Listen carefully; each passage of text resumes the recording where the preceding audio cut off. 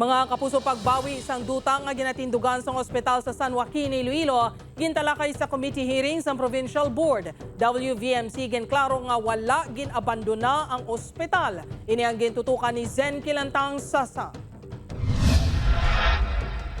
Sa pagpanguna sang Committee on Health and Sanitation ni Board Member Joan Herminanda, ginpatigayon ng committee hearing angot sa issue sa ginatindugan sa San Joaquin Mother and Child Hospital. Nagtambong ang mga imbitado magluwas lang kay Vilma Hetuya, bangod yara ini sa Cebu sang nag-abot ang imbitasyon sang Martes. Paatag sang WVMC, wala ginabandona ang pasilidad matapos mabato ng sulat ni Mrs. Hetuya nga nag-revoke sa Conditional Deed of Donation sang May 6, 2024. We are transitioning into a 13 multi-specialty center which can benefit not only the province and the city of Iloilo but the entire region.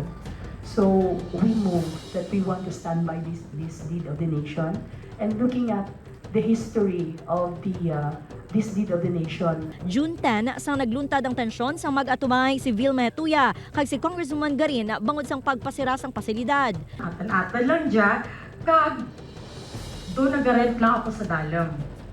Okay, kuna dali lang.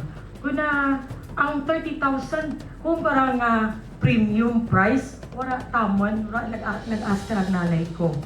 Okay, hambal ko kung ano ra internal agreement, na hambal ko ra naman ko kanin mo kung sa tutod ng Janet. Nga doa mo kara kag ng Vilma, i-donate mo kay nanay ang lupa kay mayor, kag dito lang ko ta nakara ma-deal ka na. I did say, daw pariho lang na sa kuno abi ginahuram ko. That was to buy peace because I told her, it's a government property. Lantaw ko, kung sukton mo na iya ang munisipyo, I don't know kung may legal basis nga baydan ikaw.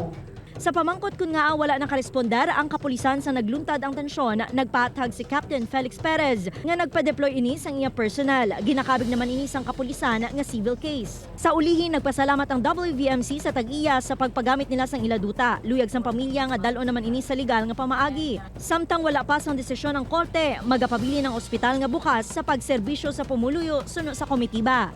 Upod kay Cirilo Randuque, Zen Kilantang Sasa, One Western Visayas.